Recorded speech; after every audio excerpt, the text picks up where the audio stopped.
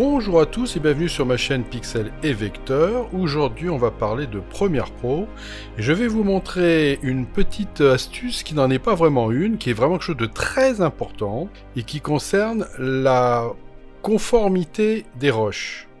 En réalité, vous allez voir qu'il y a des rushs, vous les tournez avec une vitesse, une cadence, on va dire, d'image qui est très importante, et pourtant, quand vous les mettez dans Premiere Pro, ils ne sont pas au ralenti. Pourquoi? Je vais vous expliquer tout ça. Alors, vous voyez ici, j'ai deux rushs. Alors oui, je vais prendre le premier ici. Je vais faire Propriétés. Et vous voyez qu'ici, je suis en Full HD, 1920 par 1080, et fréquence d'image, 100 images. Je prends la deuxième, même chose. Elle est aussi à 100 images par seconde. Bon. Donc, a priori, si je crée une séquence, nouveau séquence, et que cette séquence, je fais donc un Full HD en 25 images par seconde, voilà, et bien, quand je vais mettre ce rush ici, voilà, dans ma timeline, il va me dire qu'il y a un manque de concordance. Bon, bien sûr, je suis à 100 images par seconde et j'ai une séquence à 25 images par seconde, donc il y a forcément un problème. Je vais lui dire de conserver les réglages existants. Je vais bien agrandir pour que vous voyez bien. Et là, vous voyez que quand je vais déclencher,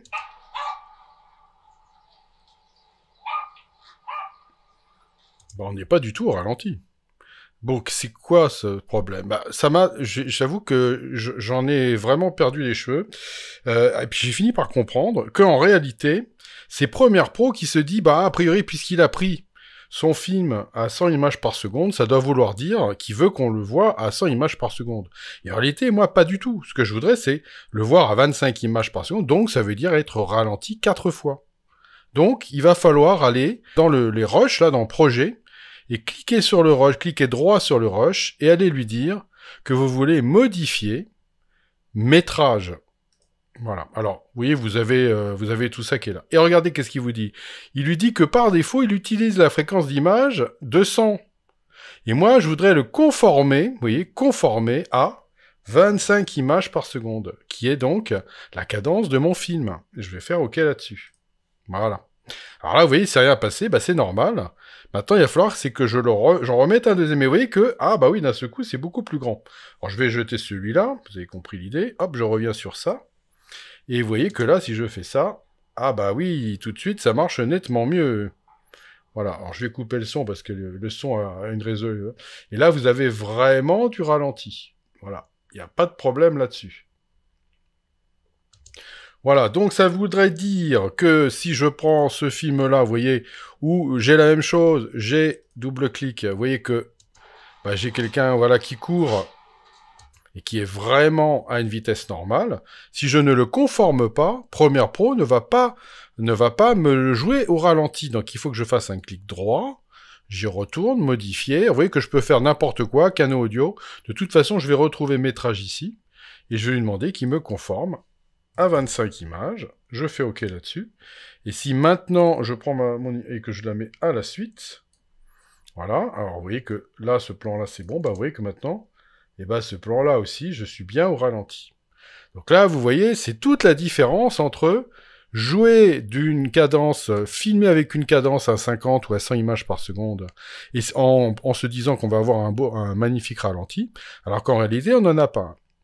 L'avantage de filmer avec une cadence supérieure, donc 50 ou 100 images par seconde, c'est que maintenant, je vais pouvoir aller cliquer droit sur mon rush, et je pourrais même aller lui dire de faire une vitesse durée, et je vais mettre à 50%, et si je le mets à 50%, évidemment, ça va encore me doubler mon ralenti, et il va être d'autant plus beau que j'ai 100 images à la base.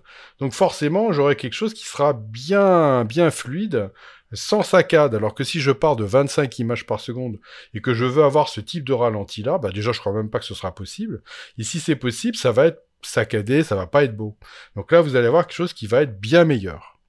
Voilà, donc là, vous voyez que c'est quand même une chose qui est très différente. Il faut bien penser à ça. Donc là, vous voyez ici, si je viens ici et que je fais un petit U accentué, vous voyez, pour voir mes rushs complètement, uniquement ça, et que je passe maintenant en liste, vous voyez que, regardez qu'est-ce qu'il y a marqué ici. Il y a marqué que Maintenant que je les ai configurées, elles sont bien à 25 images par seconde. Vous voyez, fréquence d'image, 25 images par seconde. Mais c'est parce que je les ai conformées. Sinon, il y aurait marqué 100 images par seconde. Alors, est-ce qu'on pourrait le voir, ça?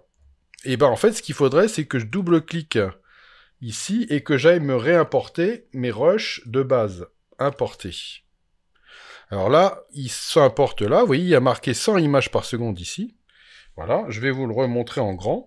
Et là, vous voyez que les rushs que j'ai importés sans les conformer, il me dit bien qu'il les voit à 100 images par seconde. Voilà, et non pas à 25. Voilà, donc vous voyez, c'est aussi une manière de pouvoir vous rendre compte qu'il y a un problème. Et si vous voulez conformer plusieurs rushs en même temps, il suffit de les sélectionner tous les deux, faire un clic droit, modifier, métrage. Et vous voyez, je vais conformer mes rushs, voilà, 25. Et vous voyez, regardez, mes rushs se sont conformés tous les deux à 25. Vous voyez que c'est pas très compliqué à faire, mais c'est très important si vous voulez avoir donc des ralentis qui se tiennent bien en place. Hein, vous ne pouvez pas avoir plusieurs cadences d'images dans un même film. Si votre séquence fait 25 images par seconde, tout sera forcément à 25 images par seconde. Donc autant les conformer. Voilà, donc voilà, c'était juste pour vous montrer. Moi, ça m'a bien handicapé quand j'ai commencé le montage. J'arrivais pas à comprendre pourquoi j'avais des rushs qui étaient filmés avec une cadence supérieure et qui n'apparaissaient pas au ralenti, jusqu'à ce que justement quelqu'un me montre que il fallait conformer. Donc voilà, je fais maintenant la même chose. Je vous montre qu'il faut conformer. Et j'espère que ça va vous servir et que ça va résoudre certainement ce grave problème qui arrive à tout le monde. Et je vous dis à bientôt pour de nouvelles aventures sur Pixel et Vecteur.